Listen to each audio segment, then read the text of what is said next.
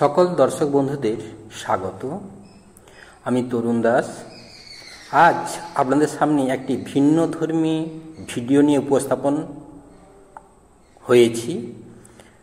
যে গাছটি দেখতে পাচ্ছেন এটিকে বলা হয় মুরগা, কিন্তু আমরা আমাদের গ্রামাঞ্চলের ভাষায় বলি মুরগ জটা ফুল।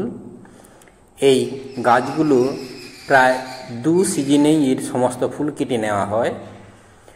গাছগুলোতে ঝাগড়া হয়ে প্রচুর পরিমাণে ফুল হয়। যেটি দেখা যাচ্ছে এটি হচ্ছে গোলাপ গাছ, অর্থাৎ এই এলাকায় গোলাপ চারা লাগানো হয়েছিল, কিন্তু গত বছর বর্ষাতে ডুবে যাওয়ায় গাছগুলো মারা গেছে। তাই ওই জমিতে পুনর্ব্যবহার করে এই মুরগা চাষ করা হয়েছে। সবে মোটে এই ফুলগুলো ফোটা শুরু হয়েছে। এই ফুলের সুবিধা আছে অনেক, অর্থাৎ ফুল তোলার সময় থেকে শুরু করে 10-12 দিন পর্যন্ত সময় নিয়ে তোলা সম্ভব গাছ থেকে।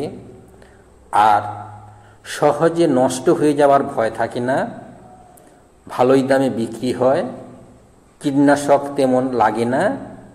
গাছ 1 ফুট হওয়ার পর গোড়াতে সামান্য পরিমাণে মিশ্র সার দিলেই গাছগুলো তার নূতন কলেবরে প্রকৃতির সামনে নিজেকে সুন্দরভাবে মেলে ধরে।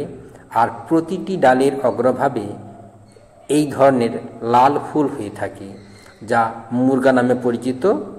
সকল দর্শক বন্ধুরা